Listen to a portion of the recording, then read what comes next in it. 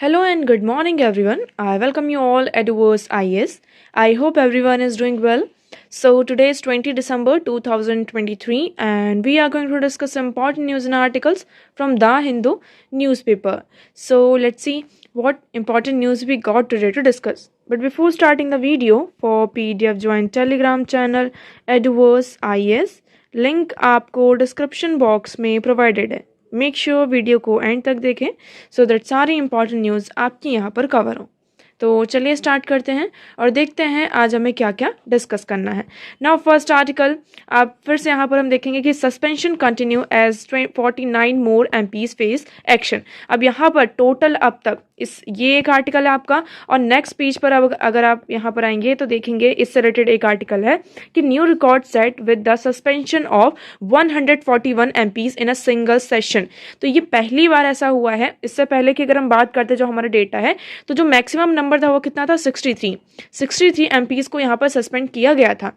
लेकिन अभी यहाँ पर क्या हो चुका है, ये हमने यहाँ पे एक न्यू रिकॉर्ड हमारे सामने सेट होकर आ रहा है कि सिंगल सेशन में, विंटर सेशन मतलब ये पहली बार ऐसा हो रहा है कि सिंगल सेशन में 141 एमपीज को यहाँ पे सस्पेंड किया गया है. ठीक है, तो अभी यहाँ पर देखेंगे इससे पहले क्या होता है कि 95 एमपीज फ्रॉम द लोकसभा. आपको ये डेटा एक तरीके से हम कहीं भी इसको कोट कर सकते हैं कि किस तरीके से ये डेमोक्रेसी, हम किसकी बात कर रहे हैं, डेमोक्रेटिक कंट्री में इस तरीके की चीजें होना क्या रिलायबल है या नहीं. Okay, so 95 MPs from Lok Sabha and 46 MPs from Rajya Sabha. तो ये छोटा मोटा नंबर नहीं है. 95 एमपीज यहाँ पर लोकसभा से आपके सस्पेंड हुए हैं और 46 एमपीज यहाँ पर राज्यसभा से क्या हुए हैं, यहाँ सस्पेंड हुए हैं. ओके, अभी सिर्फ ये एक सेशन की बात चल रही है, ऑन अ सिंगल सेशन. तो हमारी हिस्ट्री में पहली बार ऐसा हमें दिखाई दिया. इससे पहले हम देखते हैं कि हाईएस्ट नंबर ऑफ एमपीज कब सस्पेंड हुए थे.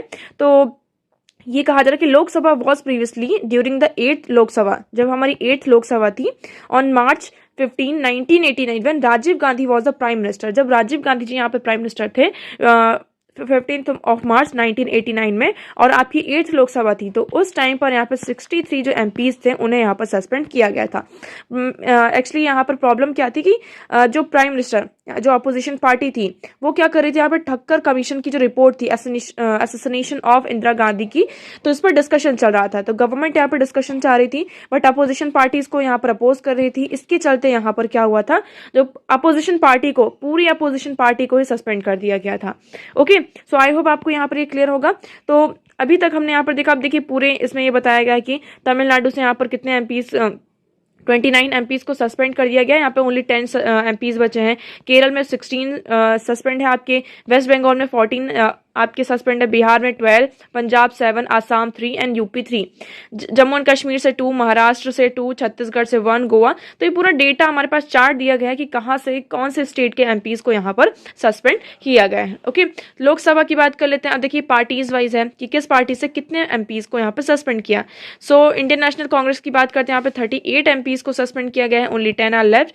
डीएमके में 16, एआईटीसी में 13, जेडीयू में 11 ये सस्पेंड हो चुके हैं सारे. तो देखिए यहाँ पे कितना बड़ा नंबर ये हमारे सामने निकल कर आ रहा है. आप यहाँ पर देख सकते हैं राज्यसभा का भी यहाँ पर पूरा डेटा दिया गया है कि कौन से स्टेट से. यहाँ पर हम वेस्ट बंगाल की बात करते हैं तो 8 एमपीज को सस्पेंड किया गया है, 8 एमपीज आर लेफ्ट. केरल की बात करते हैं 7 MPs are suspended and 2 MPs are left. तो ये पूरा हमारे पास डेटा है. उसके बाद जो पार्टी वाइज है यहाँ पर आईएनसी में देखेंगे 18 एमपीज को सस्पेंड किया गया है, 12 आर लेफ्ट. तो ये पूरा आपका डेटा दिखाई दे रहा होगा. अब तक में हमारे पास ये रिकॉर्ड हो चुका है कि हमारी हिस्ट्री में अभी तक ऐसा नहीं हुआ था कि इन अ सिंगल सेशन 141 एमपीज. ठीक है, अभी नंबर क्या पता कल और आगे बढ़ जाए, आज का सेशन हो, यहाँ पर आज फिर से कुछ एमपीज को यहाँ पे सस्पेंड किया जाए. ऑल्दो यहाँ पे एमपीज को सस्पेंड किया जा रहा है, फिर भी हम यहाँ पर देखेंगे कि जो गवर्नमेंट की आप कह सकते हैं वर्किंग है उस पर कोई इफेक्ट नहीं हो रहा. So house carried on with daily business and pass 3 bills. यहाँ पर हाउस का जो डेली बिजनेस है वो पूरा अच्छी तरीके से चला है और 3 बिल को भी यहाँ पर पास किया गया है.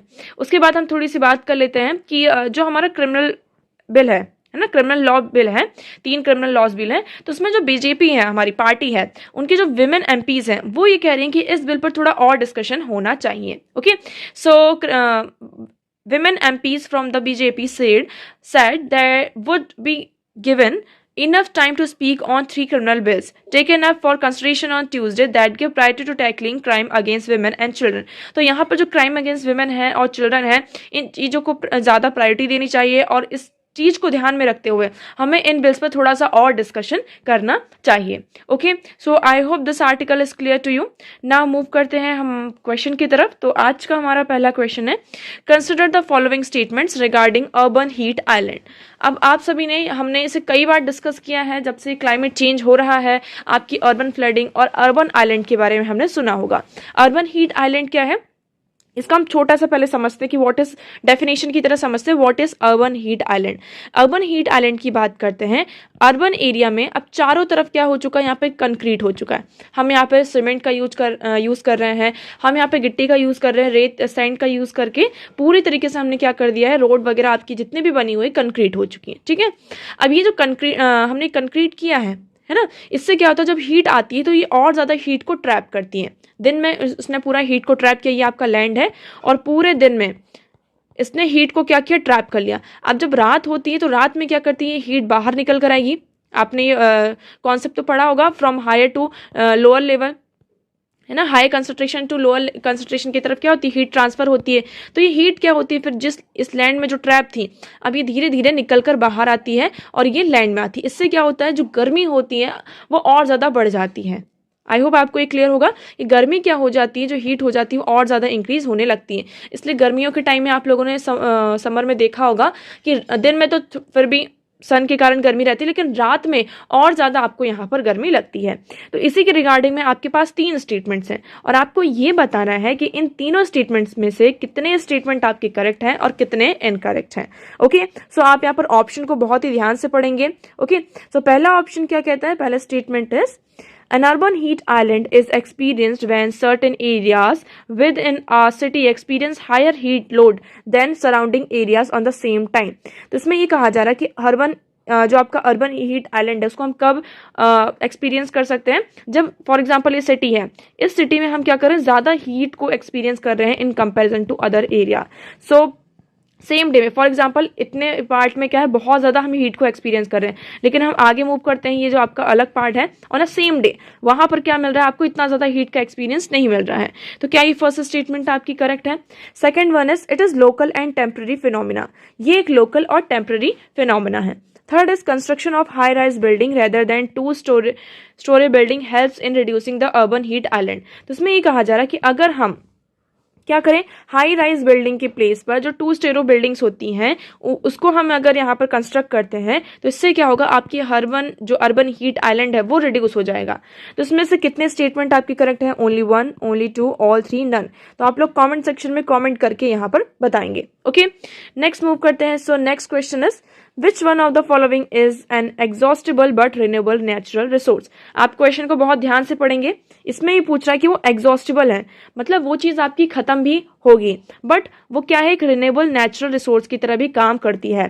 तो इसमें से क्या आ जाएगा आपका, nuclear energy, solar energy, soil, water in usable condition. तो इसमें से करेक्ट ऑप्शन क्या होगा, आप लोगों को कमेंट सेक्शन में कमेंट करके बताना है। दोनों क्वेश्चन को आप लोग थोड़ा ध्यान से पढ़ेंगे, आप वीडियो को पॉज करें और दोनों क्वेश्चंस को आप बहुत ही ध्यान से पढ़ेंगे और कमेंट सेक्शन में कमेंट करके इस क्वेश्चन का आंसर करेंगे। एज ऑलवेज आपको वीडियो के एंड में दोनों क्वेश्चंस के आंसर विद एक्सप्लेनेशन प्रोवाइड किए जाएंगे। ओके, चलिए आगे बढ़ते हैं और देखते हैं आज का हमारा पहला article. So the deep import of article 370 verdict. अब देखिए इस आर्टिकल में 370 जो आपका वर्डिक्ट है ना, उसके बारे में डिस्कस किया गया है। तो देखिए ज़्यादा इसमें इन्वॉल्व होने की बिल्कुल भी ज़रूरत नहीं है। इसमें यही कहा जा रहा है कि 2019 की हम बात करते हैं, अगस्त 2019 में क्या होता है, सुप्रीम कोर्ट का ये डिसीजन आता है और प्रेसिडेंशियल ऑर्डर आता है, जिसके तहत हमारा क्या होता है, जो आर्टिकल 370 है और जम्मू एंड कश्मीर की जो ऑटोनमी है वो यहाँ पर क्या होती है, आपकी रिमूव की जाती है। और एक तरीके से हम ये देखते हैं कि जम्मू एंड कश्मीर की जो पूरी ऑटोनमी है किसके पास हैंड ओवर की जाती है, पार्लियामेंट के पास हैंड ओवर की जाती है। यहाँ पर जम्मू एंड कश्मीर एक स्टेट से यहाँ पर किसमें फर्दर डिवाइड हो जाता है, आपका 2 यूटीज में, एक होता है आपका लद्दाख और दूसरा यहाँ पर है जम्मू एंड कश्मीर। ठीक है, तो पहले ये क्या था, एक स्टेट था और अब क्या बन चुका है, ये यूनियन टेरिटरी बन चुका है। तो यूनियन टेरिटरी पर आप सभी को पता है कि ज़्यादातर जो कंट्रोल होता है वो किसका होता है, यहाँ पर पार्लियामेंट का होता है और सेंटर का होता है। अब इसके बाद यहाँ पर ये पूरी डिस्कस किया गया है कि there there are 3 other key elements which have however been be discussed. यहाँ पर 3 और अदर एलिमेंट्स है जिसको हम डिस्कस कर सकते हैं। That what the verdict means on the ground for Jammu and Kashmir and Ladakh. यहाँ पर जम्मू एंड कश्मीर के लिए और लद्दाख के लिए इस वर्डिक्ट का क्या मीनिंग था, किस ग्राउंड पर यहाँ पर ये वर्डिक्ट आया है। What it tells us about how the court sees peace and security. यहाँ पर कोर्ट पीस एंड सिक्योरिटी को कैसे देखती है कि जैसे हम पीस की बात करते हैं, हम सिक्योरिटी की बात करते हैं, तो कोर्ट इस कॉन्सेप्ट को किस तरीके से देखती है कि हम पीस और सिक्योरिटी को स्टैब्लिश कर पाएंगे। उसके बाद ये कहा जा रहा है कि back in 1953 and 55, the State Reorganization Commission held widespread public consultation during the village expressed their preference for which unit to belong। यहाँ पर बहुत बड़ा क्या होता है आपका 1953 में और 1953 से लेकर 55 तक आपका स्टेट रीऑर्गेनाइजेशन कमीशन होता है जो पब्लिक कंसल्टेशन लेते हैं, विलेज एक्सप्रेस लेते हैं, उनके व्यूज लेते हैं फॉर स्टेट इलेक्टेड रिप्रेजेंटेटिव्स के लिए। तो यहाँ पर आपका क्या निकल कर आता है, this judgment negates even the right of consultation of the state. तो मतलब यहाँ पर ये जो आपका वर्डिक्ट आता है सुप्रीम कोर्ट का कि हमने क्या किया है, जम्मू एंड कश्मीर को अब यूनियन टेरिटरीज में कन्वर्ट कर दिया है। तो यहाँ किसकी बात की जा रही है कि जो हमारे स्टेट इलेक्टेड रिप्रेजेंटेटिव्स हैं उनसे एक बार कंसल्ट भी नहीं किया गया है। तो ये सारी चीज़ें हैं। ये कहा गया कि सबसे ज़्यादा जो इम्पैक्ट है वो किस पर हुआ, वैली में हुआ है कि ये जब से आपका वर्डिक्ट आया है उसके बाद से हमने ये देखा कि 5,500 Kashmiri politician and actors including former chief minister were put in detention on the day before. जब ये वर्डिक्ट आया था उसके पहले ही यहाँ पर 5,500 जो कश्मीरी पॉलिटिशियंस थे और एक्टिविस्ट थे including the former chief minister of the Jammu and Kashmir आप कह सकते हैं, तो उनको डिटेंशन में रखा गया था। वहाँ पर सेक्शन 144 लगाया गया। आप सभी को पता होगा कि जिसके तहत यहाँ पर 4 लोगों के से ज़्यादा गैदरिंग नहीं हो सकती, जिसके और यहाँ पर साथ साथ हमने ये देखा कि जो कम्युनिकेशन था उसको पूरी तरीके से ब्लैकआउट कर दिया था, कोई भी कम्युनिकेशन, इंटरनेट शटडाउन था। तो ये सारा जो सिनेरियो है आप लोगों को यहाँ पर पता ही होगा। इवन सबसे ज़्यादा जो प्रॉब्लम आ रही थी, जो आपकी अमरनाथ यात्रा होती है, तो इसमें भी क्या था, सिक्योरिटी थ्रेट था, इसको भी यहाँ पर एक्सेप्ट किया गया। बट फिर हमने ये देखा कि as background to the presidential order and the Jammu and Kashmir reorganisation act 2019, security has also been accepted as a reason for the delay in restoring statehood despite the administration claim the situation is much improved। अब आप यहाँ पर demand ये उठ रही है जम्मू कश्मीर की तरफ से कि उनका जो स्टेटहुड है वो फिर से रिटर्न किया जाए। ठीक है, आपने यहाँ पे जो ऑटोनॉमी है उसको यहाँ पर रिमूव कर दी, सारी चीज़ें स्क्रैप कर दी, उससे कोई इशू नहीं, ठीक है, हम उसको एक्सेप्ट भी कर लेते हैं। लेकिन यहाँ पर जो स्टेटहुड की हमारी ऑटोनॉमी है, हमारा जो स्टेटहुड है, वो हमें क्या किया जाए, रिटर्न किया जाए। अब ये कहा जा रहा है कि सिक्योरिटी को, जो सिक्योरिटी वाला रीज़न है, ये कहा जा रहा है कि अभी इलेक्शन नहीं हो पा रहे हैं। क्यों नहीं हो पा रहे, क्योंकि सिक्योरिटी का इशू है। तो मेनली जो स्टेटहुड को रीस्टोर करने में डिले हो रहा है, although the administration is saying कि situation is much improved, but still यहाँ पर दो मेन इशू है कि सिक्योरिटी का इशू है। ड्यू टू दैट रीज़न यहाँ पर स्टेटहुड को आपका रिस्टोर नहीं किया जा रहा है। Okay, so I hope this one is clear. अब यहाँ पर ये कहा है कि राइजिंग वॉयलेंस ऑफ राइट्स, यहाँ पर जो वॉयलेंस है आपका बहुत ज़्यादा इंक्रीज हो रहा है। ह्यूमन कन्फ्लिक्ट हमें कितने सारे यहाँ पर दिखाई दिए हैं। तो एट द एंड अगर हम इसका देखते हैं, अभी कन्फ्लिक्ट के साथ साथ आप ये देखेंगे पाकिस्तान का सबसे बड़ा इशू आ जाता है। किसका इशू आ जाता है, पाकिस्तान का सबसे बड़ा इशू आ जाता है। एक टाइम पर यहाँ पर हम देखेंगे कि इंडिया पाकिस्तान सीज़फायर एग्रीमेंट, यहाँ पर जब से ये आर्टिकल आपका हटाया, स्क्रैप किया गया है, तो उनके बीच में जो सीज़फायर का एग्रीमेंट था वो पूरी तरीके से डिट्रॉइट हो चुका है ना। फिर in other word the rise in violence between 2016 and 18 के बीच में हमने देखा हुआ कितना ज़्यादा यहाँ पर वॉयलेंस हमें दिखाई दिया है। Okay, so that the attorney general and solicitor general report the might have been more effectively countered by the policy of the AP Atal Bihari Vajpayee and Manmohan Singh administration, improving democratic practice on the ground in the state while engaging in peace talk with Pakistan. तो यहाँ पर हम बात करते हैं किसकी, अटल बिहारी वाजपेयी और मनमोहन सिंह जी का। जब यहाँ पर हमारे जो फॉर्मर प्राइम मिनिस्टर थे, इनके एडमिनिस्ट्रेशन की बात करते हैं, तो ये इंगेज थे किसके साथ, पाकिस्तान के साथ, कि वो क्या कर सके, पीस टॉक को इस्टेब्लिश कर सके। लेकिन हमने फिर देखा कि ईयर 2019 में क्या होता है, फैब में आप सभी ने देखा होगा पुलवामा अटैक होता है। आप लोगों को पुलवामा अटैक पता होगा, बहुत ही अच्छे से याद होगा। उसके बाद validation the extreme clampdown of August 2019 where the action taken under its cover other had run risk observed violence for the democracy। तो यहाँ पर पुलवामा अटैक होता है, ये सारी चीज़ें होती है, जिसके बाद हमने ये देखा कि जो पीस को रिस्टोर करने की बात की जा रही है वो पूरी तरीके से ख़त्म हो चुकी है। ठीक है। फिर ये कहा जा रहा है कि हमारे पास एक ब्लूप्रिंट है जिसके तहत हम क्या कर सकते हैं, जो सिचुएशन है उनको इम्प्रूव कर सकते हैं। So all right, what is done, how do we move on from here. अब देखिए जो हो चुका है तो वो हो चुका है, लेकिन अब यहाँ पर हम आगे कैसे बढ़े। So the union administration could start a new peace process. Union administration क्या कर सकती है, यहाँ पर न्यू पीस प्रोसेस को स्टैब्लिश कर सकती है।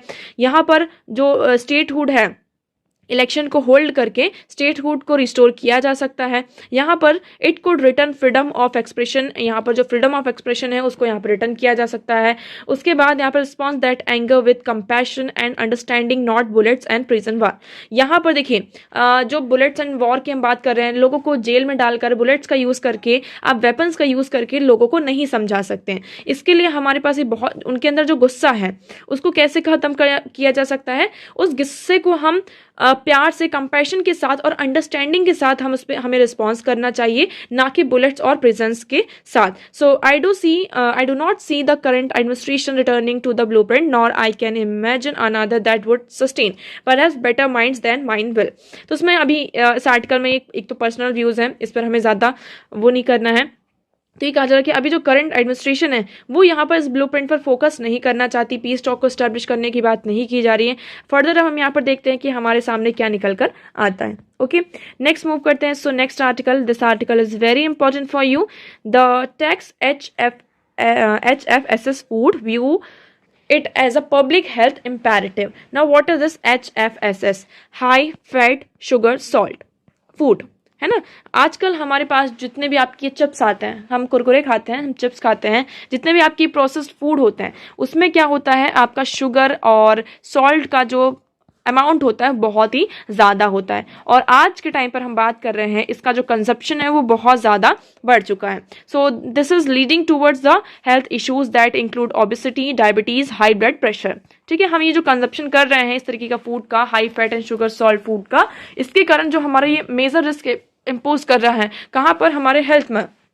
ओबेसिटी इंक्रीज हो रही, डायबिटीज इंक्रीज हो रही, आपका ब्लड प्रेशर इंक्रीज हो रहा है। यहाँ पर एक रिपोर्ट आई है वर्ल्ड बैंक की इन 2019, world wide 70% of overweight and obese people live in low and middle income countries. यहाँ पर जो 70%, हम किसकी बात कर रहे हैं, 70% यहाँ पर जो लोग हैं वो कहाँ रह रहे हैं, लो एंड मिडिल इनकम कंट्रीज में रह रहे हैं।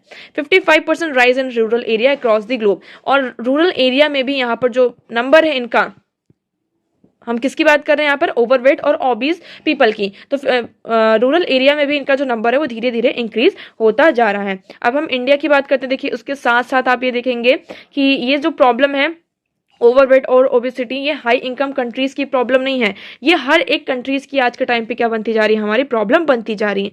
नॉन कम्युनिकेबल डिसीज का जो बर्डन है इंडिया की हम बात करते हैं तो उसमें हमें राइज देखने को मिला है। 1990s में इट वॉज 38% एंड 2019 में इट इज 65%। तो ये जो ग्लोबल बर्डन है डिसीज का वो कंटिन्यूसली क्या होता जा रहा है, आपका इंक्रीज होता जा रहा है। तो यहाँ पर देखिए पूरा डेटा हमारे सामने है, आप इस डेटा को कहीं पर भी यूज कर सकते हैं।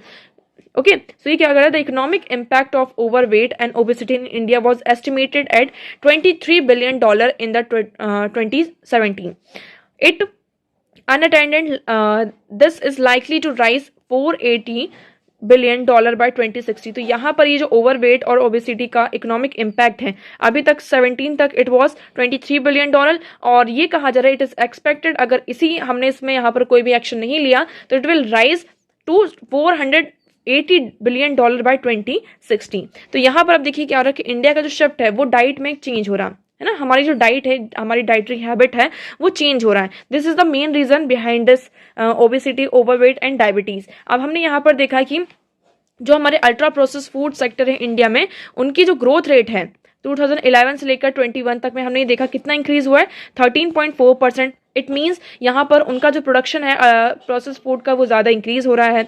As the world largest producer and consumer of sugar in 2022, the country has seen an alarming surge in consumption of high fat salt and sugar food. तो यहाँ पर ये कहा जा रहा है कि हम यहाँ पर 2022 की बात करते हैं कि जो शुगर का कंजप्शन है, हमने लार्जेस्ट बहुत बड़े लेवल पर इसका प्रोडक्शन किया और इसका जो कंजप्शन है विद दिस HFSS फूड वो बहुत ज़्यादा इंक्रीज आपका हो रहा है. So about 50 to 60% of the edible sugar salt fat produce in India is consume by the process food industry.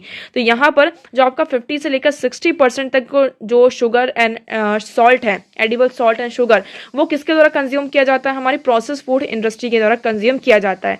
इसके बाद क्या होता है, जो हमारे स्नैक्स हैं, सॉफ्ट ड्रिंक्स हैं, वो आज के टाइम पे अभी हम देख रहे हैं वो ट्रिपल हो चुका है. उनका जो मार्केट है, ट्रेडिंग मार्केट हम बात कर रहे हैं, वो ट्रिपल हो चुका है, exceeding to $30 billion last year की ये बात है यहाँ पर.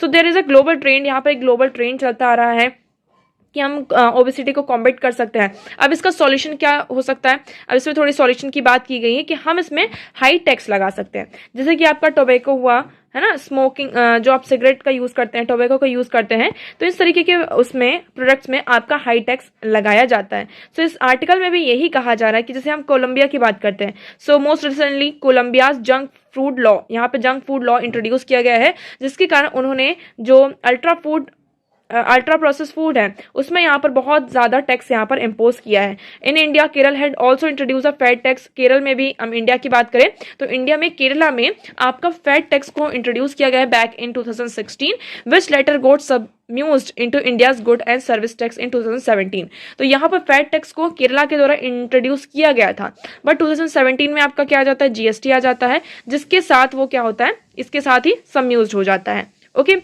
सो इसमें यही कहा जा रहा है कि हम क्या कर सकते हैं. तो देखिए ये बहुत अच्छा आपका सेंटेंस है, इस सेंटेंस को आप पढ़ेंगे, क्या कह रहा है ये? Negative externalities manifest as societal cost in the form of increase health care expenditure. ये डायरेक्टली इससे क्वेश्चन आपका बन सकता है कि negative externalities manifest as social cost. यहाँ पर देखिए हम बात करें किसकी, कि एक तरीके से हम बात, फॉर एग्जांपल यहाँ पे acceleration of diabetes and obesity due to increase. यहाँ पर आपके डायबिटीज के बढ़ रहे हैं, हम यहाँ पे प्रोसेस फूड का कंजप्शन ज़्यादा कर रहे हैं. ठीक है, तो इससे क्या हो रहा है, आपका खर्चा भी ज़्यादा रहा. हम जो हेल्दी फूड है उसको ना कंज्यूम करके हम स्नैक्स और ये जो भी आपके प्रोसेस फूड है इनका कंजप्शन ज़्यादा कर रहे हैं. इससे क्या है, टैक्स लगाएं. पहली बात तो टैक्स के साथ साथ उसमें हमने ये देखा कि खर्चा ज़्यादा है. फॉर एग्जाम्पल कोई 10 रुपये की चीज़ है, उसमें टैक्स मिला के सारी ये हो गई 25 रुपये की, 25 रुपीज़ की. हमने 25 रुपये से जेब से अपने खर्च किए. अभी 25 रुपये हमने यहाँ पर भी खर्च किए. अब इसके कारण जो हमें डिसीज़ यहाँ पर होने वाली है, जो बीमारियाँ होने वाली है, हम जिस डिसीज़ का शिकार होने वाले हैं, फिर हम क्या कहें, ये आपकी होगी, मान लो आपको डायबिटीज़ हो गई, जस्ट एन एग्जाम्पल की हमने इसका कंजप्शन बहुत ज़्यादा किया, आपको डायबिटीज़ हो गई. अब फिर से जाना है हमें क्या, इसका इलाज कराने, इसका ट्रीटमेंट कराने. तो हमने यहाँ पर भी खर्चा किया और यहाँ पर भी खर्चा किया. तो आपको पूरा जो बर्डन है वो किसके ऊपर आ रहा है, इस ये ए पर्सन के ऊपर यहाँ पर आ रहा है. तो आई होप आपको यहाँ पे क्लियर होगा. आप यहाँ पर देखेंगे the imperative for taxing HFS arises from significant market failure association with their consumption contributing to a negative externalities and internalities. So negative externalities manifest as a societal cost, यहाँ पे societal cost in the form of increased healthcare expenditure. यहाँ पर हमारा जो healthcare expenditure है वो भी क्या हो रहा है, increase हो रहा है. तो इसमें ये कहा जा रहा है कि taxation इस तरीके के जो गुड्स हैं, जैसे कि हम टैबेको और अल्कोहल में टैक्सेशन करते हैं, टैक्स करते हैं, तो गवर्नमेंट के पास ये क्या है, बहुत अच्छी अपॉर्चुनिटी है कि ये इसके ऊपर टैक्स लगा के रेवेन्यू को जनरेट कर सकते हैं. और साथ साथ यहाँ पर जो हमारा हेल्थ सिस्टम है, देखिए टैक्स ज़्यादा लगेगा, इंसेंटिव्स यहाँ पर कम दिए जाएंगे. So if properly designed HSF food tax can be both non regressive and physically neutral. A study on the South Africa's health promotion levy showed that there were large relative reduction in purchase of taxable beverages among lower social economic status. तो यहाँ पर south Africa की एक study है, health promotion levy, उन्होंने ये कहा कि ये जो बेवरेजेस हैं, आपके स्नैक्स हैं, इन पर अगर हम जब टैक्स इम्पोज करते हैं तो इनका जो प्रोडक्शन होता है, मतलब परचेस होता है, वो कम होता है, रिड्यूस होता है. स्पेशली हम ये लोअर सोशल इनकम कंट्रीज की बात कर रहे हैं. तो इससे क्या होगा, आपका परचेस कम होगा तो लोग इसका कंजप्शन कम करेंगे. कंजप्शन कम होगा, इट मीन्स आपकी हेल्थ पर ये जो हमारी हेल्थ प्रॉब्लम है ना, हेल्थ केयर जो एक्सपेंडिचर इंक्रीज हो रहा है, वो हम इस पर कंट्रोल कर पाएंगे. Okay, so GST and nutritional content की बात करते हैं तो करंट यहाँ पर जो रेट है अल्ट्रा प्रोसेस फूड की, सॉल्टी स्नैक्स, NSSBs की, इतना ज़्यादा एडिक्वेट नहीं है, अलाइन नहीं है विथ न्यूट्रिशनल कंटेंट, यहाँ पे इतना ज़्यादा न्यूट्रिशन भी नहीं है, तो हर इसमें ये कहा गया कि हम 12% कंपनसेशन के साथ 28% यहाँ पे जीएसटी भी, जितने भी ओवरलुक शुगर कंटेंट है यहाँ पर दिया जा रहा है. So India should not be merely seen as an economic for और physical policy concern but it deserve to be consider a public health imperative. तो इसमें ये कहा जा रहा है कि इंडिया को सिर्फ इकोनॉमिक और फिजिकल पॉलिसी कंसर्न पर नहीं ध्यान देना चाहिए, उसके साथ साथ जो पब्लिक हेल्थ है उसे भी कंसिडर करना चाहिए. अगर हम टैक्स को इफेक्टिवली डिजाइन करते हैं तो उसके मल्टीपल बेनिफिट्स हमारे सामने निकल कर आ सकते हैं. Okay, like they can act as a deterrent to consuming HFSS, promote healthier food choice. हमारी जो हेल्दियर फूड चॉइस है वो इंक्रीज हो गए. ऐसा नहीं कि हम प्रोसेस फूड की बात कर रहे हैं, इसके जो अल्टरनेटिव्स भी लेकर आया जाएगा ना, कि हम ठीक है प्रोसेस फूड आपको पसंद नहीं आ रहा है, इस पर टैक्स ज़्यादा है, तो हम कुछ हेल्दी फूड लेकर आ सकते हैं. यहाँ पर जो मैन्युफैक्चरिंग है रीफॉर्मुलेट फूड की वो यहाँ पर इंक्रीज होगी. पब्लिक हेल्थ जो आउटकम्स है वो इंप्रूव होकर हमारे सामने निकल कर आएंगे. जो हेल्थ केयर सिस्टम का बर्डन है वो रिड्यूस होगा, और ये क्या करेगा, नेशन की वेलबींग को फॉस्टर करेगा. अगर हमारे नेशन के लोग यहाँ पर हेल्दी हैं, अच्छे हैं, तो आप क्या कर सकते हैं, हमारी इकोनॉमी ऑटोमेटिकली यहाँ पर ग्रो करेगी. अगर हर एक पर्सन यहाँ पर बीमारी से जूझ रहा है और अपनी दवाइयाँ खर्चे में ही, इसमें मतलब हेल्थ केयर में आपका पूरा उसका एक्सपेंडिचर जा रहा है, तो आप कैसे यहाँ पर इंश्योर कर सकते हैं कि आपकी कंट्री यहाँ पे ग्रो कर सकती है. Okay, so I hope this one is clear to you. Now next move करते हैं. So next article is India's ethanol conundrum. अब यहाँ पर हमारी बात चल रही है, आपकी देखिए जो COP28 अभी हुआ है दुबई में, इसमें ये कहा गया है कि 2030 तक हमारा जो रिन्यूएबल एनर्जी कैपेसिटी है उसे ट्रिपल करने की बात की गई है. इसमें मोर देन 100 कंट्रीज ने यहाँ पे प्लेज किया है कि 2030 तक उनका जो रिन्यूएबल एनर्जी रिसोर्स है उसे हम ट्रिपल कर देंगे. अब इंडिया की बात करते हैं, तो इंडिया में भी क्या आता है, आपका इथेनॉल ब्लेंडेड पेट्रोल की बात आती है, जिसे हम EBP भी कहते हैं. आप इसको यहाँ पे शॉर्ट फॉर्म में EBP भी हम कहा जाता है. अभी इथेनॉल क्या होता है, इस पूरे आर्टिकल में यही डिस्कस किया गया है कि इंडिया का जो इथेनॉल है, हम क्या करेंगे, जो आपका पेट्रोल है, डीजल है, उसमें एथेनॉल की ब्लेंडिंग करेंगे. इससे क्या होगा, एक तरीके से बायोफ्यूल है आपका इथेनॉल, और जब ब्लेंडिंग करेंगे तो जो कंजप्शन होगा किसका, आपका डीजल का, पेट्रोल का, वो धीरे धीरे कम होगा. ठीक है, तो पहले हम इथेनॉल के बारे में पढ़ते हैं. What is ethanol? So ethanol also known as ethyl alcohol is a biofuel produce from various sources such as sugar cane, corn, rice, wheat and biomass. आपका इथेनॉल कैसे प्रोड्यूस होता है? अब देखिए यहीं से आपका आर्टिकल स्टार्ट हो जाता है. जो नेक्स्ट हम आर्टिकल डिस्कस कर रहे हैं यहीं से स्टार्ट होता है कि ये कहाँ से प्रोड्यूस होता है, आपका sugar cane, corn, rice, wheat and biomass से. अब शुगर केन में आप सभी को पता है, राइस का भी पता है और कॉर्न का भी पता है कि इसमें जो वाटर है, इनका जो वाटर बहुत ज़्यादा लगता है इनके प्रोडक्शन में. So they the production process involve the fermentation of sugars by yeast and via petrochemical processes such as ethylene hydration. तो यहाँ पर पहले फर्मेंटेशन होता है, उसके बाद यहाँ पे एथेनॉल इज 99% प्योर अल्कोहल. आपका जो एथेनॉल होता है वो 99.9% अल्कोहल होता है, प्योर अल्कोहल होता है, and can be blended with petrol to create cleaner fuel alternatives. और इसको हम क्या कर सकते हैं, पेट्रोल के साथ ब्लेंड करके एक जो क्लीनर फ्यूल का क्रिएट कर सकते हैं. यह हमारे सामने एक अल्टरनेटिव की तरह सामने निकल कर आता है. Apart from being a fuel additive, ethanol production yield valuable bio products like distillers dried green with soluble. तो यहाँ पर हम क्या कर सकते हैं, एथेनॉल का जो प्रोडक्शन है, आपके जो बाय प्रोडक्ट्स हैं, डिस्टिलाइजर ड्राइड ग्रीन्स हैं, जैसे कि भूसा वगैरह होता है, राइस के जो रेसिड्यूज निकल कर आते हैं, उससे भी हम क्या कर सकते हैं, एथेनॉल को प्रोड्यूस कर सकते हैं. अब हमारा क्या आया है, यहाँ पर एथेनॉल ब्लेंडिंग प्रोग्राम है, जिसका जो मेन एम है कि reduce the countries dependence on crude oil import. यहाँ पर जो हम क्रूड ऑयल का इंपोर्ट करते हैं, इसके डिपेंडेंस को हमें कम करना है. इसी के चलते यहाँ पर कार्बन का एमिशन भी है, उससे भी कम करना है, और जो फार्मर्स की इनकम है उसे बूस्ट करना है. इसलिए हम क्या लेकर आए हैं, इथेनॉल ब्लेंडिंग प्रोग्राम को लेकर आए हैं. तो हमारा टारगेट क्या है कि the government of India has advance the target of 20% ethanol blending in petrol, also called E20 to 2025 from 2030. तो यहाँ पर ये कहा जा रहा है कि 2025 टू फ्रॉम 2030 हमारा जो मेन टारगेट है कि 20% तक हम क्या करेंगे, यहाँ पे इथेनॉल की ब्लेंडिंग करेंगे. Okay, so I hope this one is clear to you. अब इस आर्टिकल में यही डिस्कस किया जा रहा है कि इंडिया के सामने अभी थोड़ा सा चैलेंज बना हुआ है. कैसे चैलेंज बना होगा, जैसे कि इस साल हम देखेंगे कि शुगर केन का जो प्रोडक्शन है इतना ज़्यादा नहीं हो पाया. तो पहले हम बात करते हैं. The two major feedstocks for ethanol production are sugarcane and Brazil and corn the USA. सबसे ज़्यादा जो प्रोडक्शन होता है शुगर केन का वो ब्राज़ील में होता है, कॉर्न का यहाँ पे यूएसए में होता है.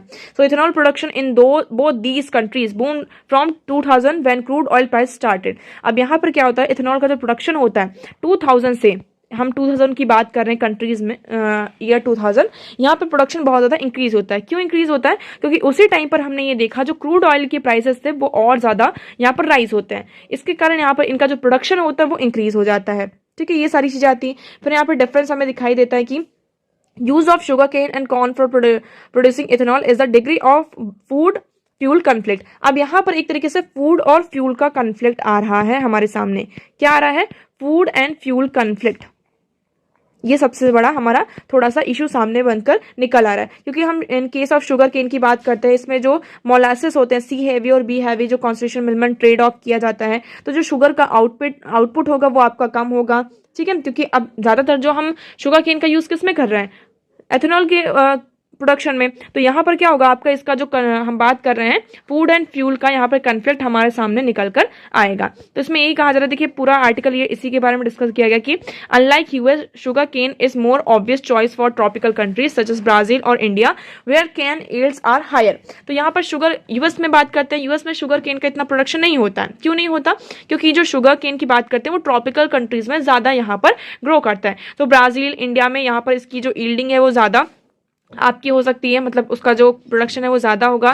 This is not the to argue that using sugar cane for ethanol does not have adverse impact on environment and hunger.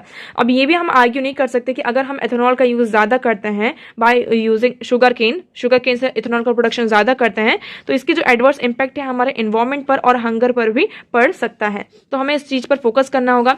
So future की बात की जा रही है, जैसे कि देखिए हमारा फूड फ्यूल ट्रेड ऑफ यहाँ पर होगा, ये डेलिकेट है। तो हमें यहाँ पर किसके बीच में एक बैलेंस अप्रोच लेकर चलना होगा, जिससे कि हम ये जो हंगर और रिड्यूसिंग फॉसिल फ्यूल यूज है इसे हम इंटेंसिफाई तो कर रहे हैं, मतलब हम फॉसिल फ्यूल का प्रोडक्शन हमें कम करना है ना, हमें डीजल पेट्रोल का प्रोडक्शन कम करना है, तो ये इंटेंसिफाई हो रहा है। बट हमें इस पर ध्यान देना होगा कि जो आपका हंगर है ना वो इंटेंसिफाई ना हो जाए। तो आई होप आपको ये पूरा यहाँ पर क्लियर होगा।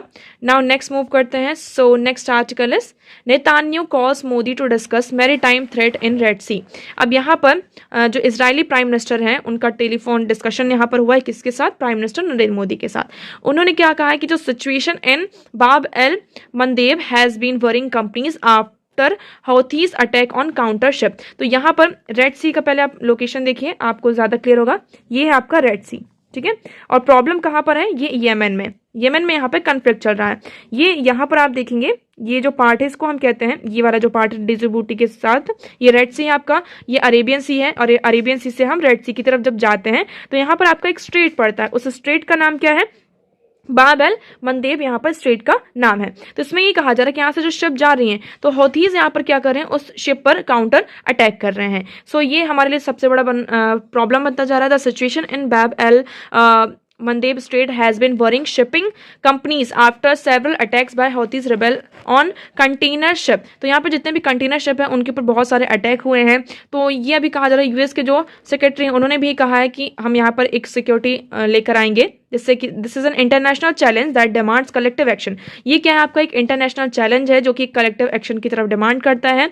Therefore today I am announcing the establishment of operation prosperity guardian, an important new multi national security initiative. तो यूएस के जो सिक्योरिटी हैं उन्होंने क्या कहा है कि ये जो प्रॉब्लम है यहाँ पर हमें कलेक्टिव एक्शन की जरूरत है। इसी के चलते वो क्या कर रहे हैं? ऑपरेशन प्रॉस्पेरिटी गार्जियन, इसको यहाँ पर स्टैब्लिश करने की बात की है, जिससे हम क्या कर सकें? ये जो प्रॉब्लम है इसे रिजॉल्व कर सकें। ओके, तो यहाँ पर आपके लिए ये लोकेशन बहुत ज़्यादा इंपॉर्टेंट हो जाती है।